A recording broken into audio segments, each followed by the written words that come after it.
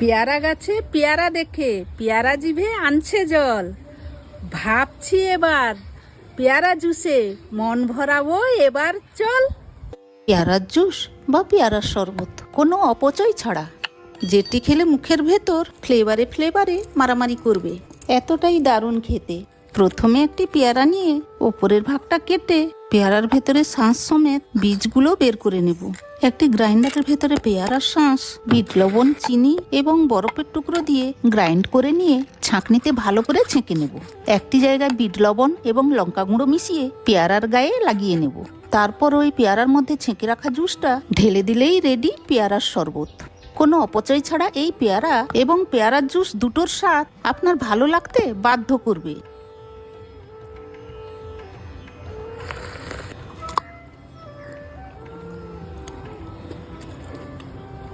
দারুণ।